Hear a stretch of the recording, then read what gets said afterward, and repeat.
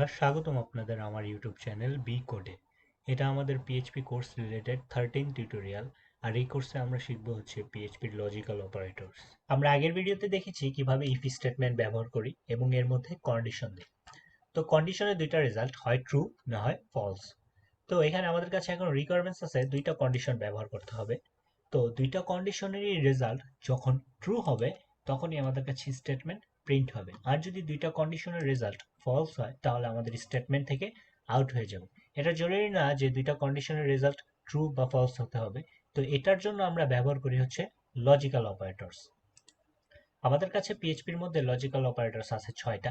প্রথমে আছে হচ্ছে ডাবল এন্ড সাইন, যাকে আমরা বলি হচ্ছে লজিক্যাল এন্ড অপারেটর। এটার ব্যবহার আমরা একটু পরেই দেখব। এরপরে দুইটা পায়ের সাইন দিব, যাকে আমরা বলবো হচ্ছে লজিক্যাল অর অপারেটর। এরপরে আমরা লজিক্যাল নট অপারেটর দেখব, যেখানে নট সাইনে ইউজ করব। এরপরে আমরা এখানে এন্ড লিখব, যাকে আমরা বলি হচ্ছে লজিক্যাল এন্ড অপারেটর। এরপরে হচ্ছে O R, logical or operator. আর ও আর এর আগে যখন আমরা এক্স লাগিয়ে দিব, এক্স ও আর, তখন এটা হবে হচ্ছে এক্সক্লুসিভ ও আর। তো আসলে আমরা দেখি কিভাবে লজিক্যাল অপারেটর ব্যবহার করে। আমরা একটা ইফ স্টেটমেন্টের মধ্যে দুইটা কন্ডিশন নিয়েছি এবং এখানে আমরা দিতে হবে হচ্ছে এন্ড অপারেটর এবং এর মধ্যে একটা স্টেটমেন্ট। তো এই যে স্টেটমেন্ট, এটা তখনই প্রিন্ট হবে যখনই আমাদের দুইটা কন্ডিশনই ট্রু হবে। অর্থাৎ একটা কন্ডিশন ট্রু একটা কন্ডিশন ফলস হলে আমাদের স্টেটমেন্ট প্রিন্ট হবে না।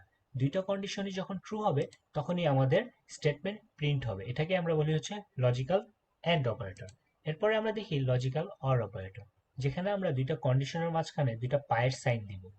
আর এর মধ্যে আমাদের যে স্টেটমেন্ট থাকবে এটা তখনই প্রিন্ট হবে যখনই দুইটা কন্ডিশনের মধ্যে একটা কন্ডিশন ট্রু হবে। অর্থাৎ দুইটা কন্ডিশন যদি ফলস হয় তখন আমাদের স্টেটমেন্ট প্রিন্ট হবে না। অর্থাৎ একটা কন্ডিশন মাস্ট ট্রু হতে হবে লজিক্যাল অর অপারেটরের ক্ষেত্রে আমাদের স্টেটমেন্ট প্রিন্ট করতে হলে। এরপরে আমরা দেখি হচ্ছে লজিক্যাল নট অপারেটর। আমরা দেখেছি যে কটা অপারেটর আছে সবগুলারই রেজাল্ট হচ্ছে ট্রু না হয় ফলস। কিন্তু লজিক্যাল নট অপারেটরের ক্ষেত্রে আমাদের কাছে যদি রেজাল্ট ট্রু হয় তাহলে এটার জন্য এটা রিটার্ন করবে হচ্ছে ফলস।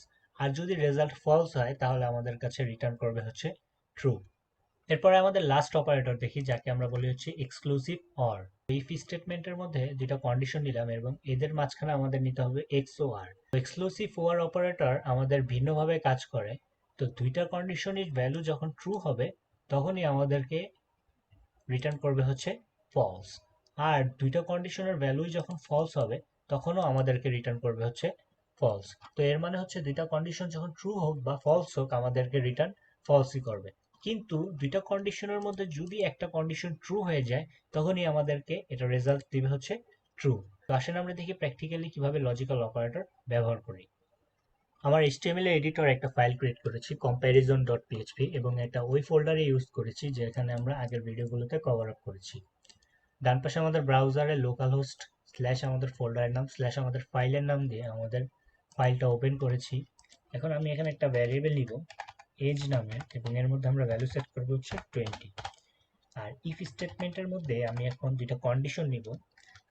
$এজ যদি গ্রেটার দেন হয় 18 থেকে এবং এন্ড অপারেটর ব্যবহার করব, এবং $এজ যদি লেস দেন হয় 21 থেকে, তাহলে আমাদের কাছে এখানে একটা স্টেটমেন্ট নিব ইকো ইউ আর এলিজেবল। দেন আমরা সেভ করব। এখানে যদি আমাদের কন্ডিশন দুইটাই ট্রু হয় আমাদের এখানে স্টেটমেন্ট প্রিন্ট করবে। এখানে দেখেন আমাদের দুইটা কন্ডিশনই ট্রু, এর জন্য স্টেটমেন্ট প্রিন্ট করছে। এখন আমি এখানে দিয়ে যদি হচ্ছে 25 এবং সেভ করি, আমাদের এখানে প্রিন্ট হচ্ছে না। দেখেন আমাদের কিন্তু এই কন্ডিশনের ট্রু হয়েছে বাট এই কন্ডিশনটা ট্রু হয় নাই, এর জন্যই আমাদের এখানে প্রিন্ট হচ্ছে না। আমি যদি এখানে আবার গিয়ে 20 করে দেই এবং সেভ দেই, আমাদেরকে প্রিন্ট করে দেখাচ্ছে। তো এন্ড সাইনের বদলে আমি এখানে এন্ডও লিখতে পারি, দুইটা একই কাজ করবে। দেখেন সেম কাজ করতেছে। এখন আমরা দেখি হচ্ছে অর অপারেটর। তো এর জন্য আমরা এখানে লিখবো হচ্ছে অর এবং কন্ট্রোল এস দিয়ে সেভ করব। এখানে দেখেন আমাদের কাছে প্রিন্ট হচ্ছে ইউ আর এলিজেবল। তো এখানে যখন আমরা দিব হচ্ছে 25 এবং সেভ দিব বা 15, এখানে তাও আমাদের কাছে প্রিন্ট হচ্ছে, কারণ এখানে কন্ডিশন 1 হচ্ছে ফলস বা কন্ডিশন 2 হচ্ছে ট্রু। আর যখনই একটা কন্ডিশন ট্রু হবে তখনই আমাদের কাছে অর অপারেটরে স্টেটমেন্ট প্রিন্ট হয়ে যাবে। এরপরে আমরা করি এখন লজিক্যাল নট অপারেটর। এর জন্য আমি প্রথমে এখানে আমাদের একটা কন্ডিশন সরিয়ে দিই, তো এর জন্য ইজি হয়ে যাবে। এবং এখানে আমরা সাইন ইউজ করব নট সাইনে, এবং এটা একটা ব্র্যাকেটের মধ্যে দিয়ে আমরা সেভ করব।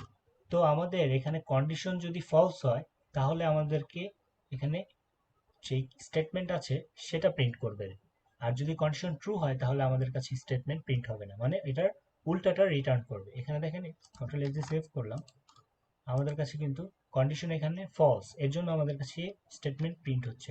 কিন্তু এখানে যদি দেই হচ্ছে আমি মানে এখানে ডলার এজের থেকে আর ডলার এজের ভ্যালু 18 থেকে বড় বা ইকুয়াল টু, তো তখন এই স্টেটমেন্ট প্রিন্ট হবে না, কারণ এটা হচ্ছে এটার উল্টাটা রিটার্ন করে। তারপর আমরা করি হচ্ছে আমাদের লাস্ট অপারেটর এক্সক্লুসিভ ওয়ার, তো এই জন্য আমাদের নট সাইন সরিয়ে দিব, এখানে আমাদের এখানে আরেকটা সাইন লাগাই দিই এক্সঅর, এবং এখানে ডলার এজ দিব এবং লেস দেন দিব হচ্ছে 21, কন্ট্রোল এস দিয়ে সেভ দিব। দেখেন আমাদের কাছে কিছুই প্রিন্ট হচ্ছে না, মানে দুইটা কন্ডিশনই যখন ট্রু হবে তখনও আমাদের কাছে রেজাল্ট আসবে হচ্ছে ফলস, যখন দুইটা কন্ডিশনই ফলস হবে তখনও আমাদের কাছে রেজাল্ট আসবে ফলস। কিন্তু যদি একটা কন্ডিশন ট্রু হয় তখন আমাদের কাছে রেজাল্ট আসবে হচ্ছে ট্রু। তো এখানে দেখেন আমাদের কাছে একটা কন্ডিশন আমরা ট্রু দেই 50 এবং সেভ দিব, আমাদের কাছে প্রিন্ট হচ্ছে ইউ আর এলিজেবল। মানে একটা কন্ডিশনই যদি ট্রু হয় এক্সঅর এর ক্ষেত্রে তখনই আমাদের কাছে প্রিন্ট করবে এটা, আর দুইটা কন্ডিশন ফলস হোক বা ট্রু হোক আমাদের কাছে প্রিন্ট করবে না। তো এগুলো ছিল পিএইচপির মধ্যে আমাদের লজিক্যাল অপারেটর। এর পরের ভিডিওতে আমরা দেখব হচ্ছে ইফ এলস স্টেটমেন্ট। তো ভিডিও দেখতে ভুলবেন না।